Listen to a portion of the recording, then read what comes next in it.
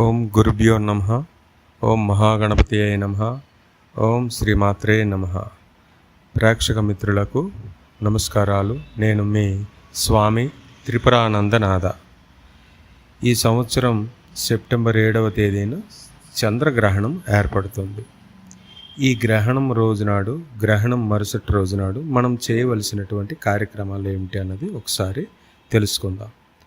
గ్రహణం రోజునాడు, గ్రహణం పట్టే సమయం నాటికి గంట ముందు మనం శుచిగా శుభ్రంగా స్నానం చేసుకొని మన ఇంట్లో ఉన్నటువంటి దేవతా విగ్రహాల వద్ద దీపారాధన చేసుకుని దైవ స్మరణలో గ్రహణ సమయం అంతా గడపాలి. గ్రహణం విడిచిన తరువాతను స్నానం చేసి తెల్లవారుజామునే మన గ్రామంలో ఉన్నటువంటి దేవాలయంకి వెళ్ళి దైవ దర్శనం చేసుకోవాలి. ఇకపోతే ముఖ్యంగా ఈ మధ్యకాలంలో సూర్య చంద్రగ్రహణాల రోజునాడు హోమాలు చేసుకుంటే చాలా మంచిదని, దానివలన రాజయోగం కలుగుతుందని, అపర కుబేరులు అవుతారని ఏవేవో ప్రచారాలు చేస్తున్నారు. నిజానికి అవన్నీ బూటకం, నమ్మవద్దు. శాస్త్రంలో ఎక్కడ కూడా ఈ విషయం చెప్పలేదు. కేవలం గ్రహణ సమయాలలో దేవీ దేవత ఉపాసకులు, మంత్రానుష్ఠానం చేసినటువంటి వాళ్ళు, గురు పరంపరలో ఉన్నటువంటి వాళ్ళు, గురుపీఠాలలో ఉన్నటువంటి వాళ్ళు జపాలు చేస్తారు. మరి కొంతమంది కాస్త హోమం కూడా చేస్తారు. అయితే ఆ హోమం ఏ ఒక్కరి వ్యక్తిగత కామ్యకర్మ కోరికలకు సంబంధించినది కాదు. కేవలం లోక కళ్యాణార్థమే జరుపుతారు. ఇది గమనించాలి. అంతేగాని గ్రహణం రోజు వ్యక్తిగత హోమాలు ఎప్పుడు చేసిన అటువంటి ఫలితాలు రావు. చేయించుకోవద్దు. దానివలన మంచి కాదు కదా, చెడే జరుగుతుంది.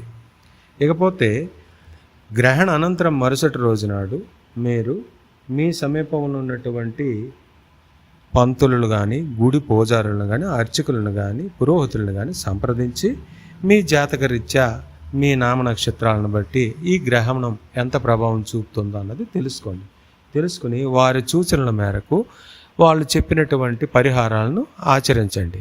అయితే ఆ పరిహారాలు ఆచరించడానికి మీకు తగిన ఆర్థిక స్తోమత లేకపోయినప్పుడు అందరికీ సూక్ష్మంలో మోక్షం చాలా శక్తివంతమైనటువంటి పరిష్కారం ఒకటి ఉంది. ఏంటి అంటే, మనం చక్కగా గ్రహణం మరుసటి రోజునాడు మన ఊరిలో ఉన్నటువంటి శివాలయం వద్దకు వెళ్ళి అక్కడ రుద్రాభిషేకం జరుపుతుంటారు. ఆ రుద్రాభిషేకాన్ని లేదా అభిషేకాన్ని తిలకించండి. భక్తితో ఆ పార్వతీ పరమేశ్వరుని స్మరించండి, ప్రార్థించండి. మాకున్నటువంటి గ్రహణ దోషాన్ని తొలగించమని.